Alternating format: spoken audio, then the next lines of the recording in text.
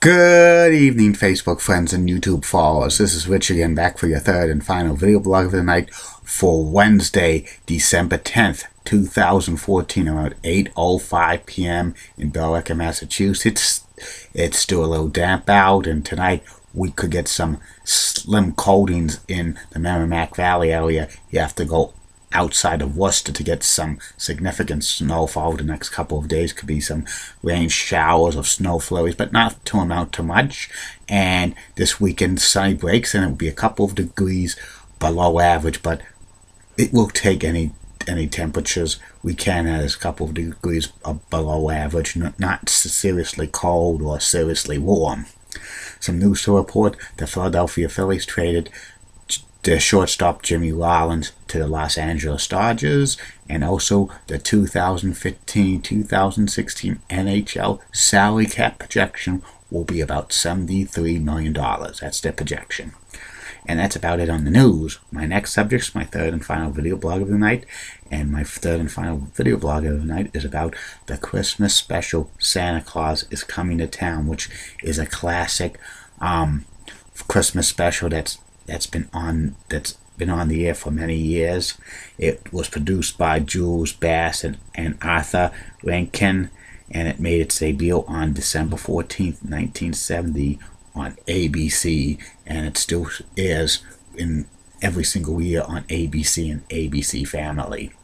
And it was narrated by the mailman S.D.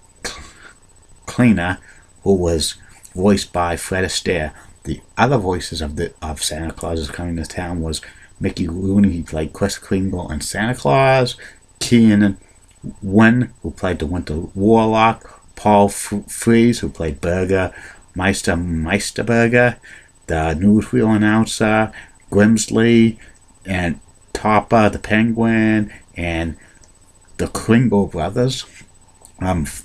Joan Gardner played Tata Kringle, and Robbie Lester played Jessica and Mrs. Claus. And the story begins Santa Claus is coming to town. The story begins when a baby arrives on the doorstep of Meisterburger's palace, and the name had it is Claus, and a note regarding it that Meisterburger takes care of the little boy, but Meisterburger does not want to take care of this kid, so he has his head man, his stooge, Grimsley, take baby Claus to the orphan asylum in the other side of the mountain. But when Grimsley was taking it on a sled, there was wind blowing. It was a harsh windstorm, and Grimsley loses control of the baby and baby Claus, and it goes to the mountains of the Whisper Winds, and animals hide the baby from the Winter Warlock, who did not want anybody trespassing in his area. And when it was safe, the animals brought it to the other side of a mountain, and they left it on the doorstep of a house which was elves, and the elves opened it up, and they saw the baby Claus, and they took it in, and it was led by the Tata Claus, who was the leader of the elves, and they made toys, and they adopted the baby and named it Kris Kringle, and they showed Kris to make toys and stuff like that, and Kris says when he got older he would deliver the toys to a place where they needed them, and as long as he got through the Winter Warlock and stuff like that. And Somber Town had this was run by the Meisterburger, and they had a law that they barred toys. Kids playing with toys, they barred toys because the Meisterburger got injured for slipping on a toy, and he made it against the law. And Kris, when he got older, Kris Kringle decided to take a bag of toys and bring it to Salbertown. He got past and went to Warlock, and he met a penguin called Topper, and Topper helped like Chris go to Salbertown, and then he saw all of the kids sad, gloomy, and stuff like that.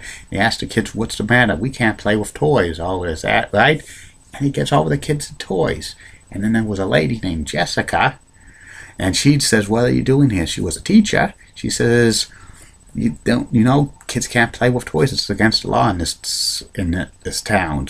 And then and Chris gives her a doll, and she loved that doll. It was something to give it to her when she was younger. And then the Meisterburger comes out, and then he sees all the kids playing with the toys. He hates toys because they're against the law. And then he bumps into Chris, and Chris gives him a yo-yo. He loves the yo-yo, but Grimsley says, "You're breaking your own law," and he orders his men to get Chris, and Chris gets out of there like crazy. And then he's going to go back to the mountain and go back home, but he got caught by the Winter Warlock, and the Winter Warlock was mad at him, saying, "You're trespassing my land, you're going to get punished." But Chris offers him a toy, and then he lets him go and stuff like that, and Chris says that he's going to deliver more toys, and he did. And he continued to do it, but the Meisterburger was trying to get at them. He says the kids were leaving them up on stockings or on this and that, and the Meisterburger was going to try to catch Chris, but Chris outsmarts and moves every time and stuff like that. But when Chris went down the chimney, he went into the chimney, and it was the Meisterburger and Grimsley, like, getting him and putting Chris in jail. And he also put the whole Kringle family in jail as well, and Jessica was mad as well. She got put in jail as well and stuff like that. But Chris was rescued by reindeer, 8 reindeers, and they rescued him, and then got help with the Winter Warlock, and they had a picture of Kris Kringle up there saying, "Wanted, Kris Kringle." But when Kris Kringle looked at it, he grew a beard because he was Kris Kringle, and he grew a beard and stuff like that. But the other Kringle things says you can't be calling yourself Kris Kringle because you're an outlaw. And then this was left in their thing called Santa Claus, and they came up with the name Santa Claus. And him and Jessica got married and stuff, and they had a nice ceremony, and the Winter Warlock had his powers because he kind of lost them and stuff like that. And then the story continues where he still traveled by night to deliver toys because all the kids wanted them, and he was still had to travel at night because he's still considered an outlaw. But the Meisterburger's family eventually died off and stuff like that, and those were silly laws of buying toys and stuff like that. So those were out the long time. And they had Jessica and Kris Kringle, who became Santa Claus and Mrs. Claus. When they got older, Chris could not keep up with the demands and stuff like that, so he had to pick one day of the year, which night to go. And they showed the star that's shining so bright in the most holiest night of the day, Christmas Eve, and he goes up there and they delivered toys on Christmas Eve, and that was the story of Santa Claus was coming to town. It was one of the best Christmas specials of all time. It still is to this day on reruns of ABC and ABC Family. For many years, it was shown on ABC. Then it went into syndication for a while, but then it's back on ABC and ABC Family. It's probably one of the best Christmas specials of all time. Probably up to next to Rudolph and Frosty the Snowman and A Charlie Brown Christmas.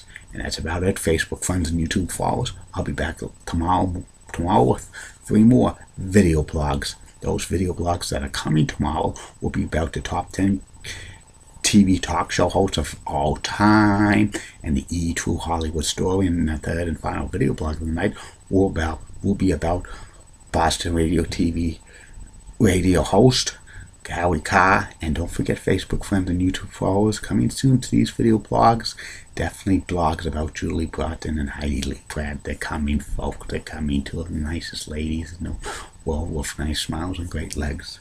See you later, Facebook friends and YouTube followers. Bye now.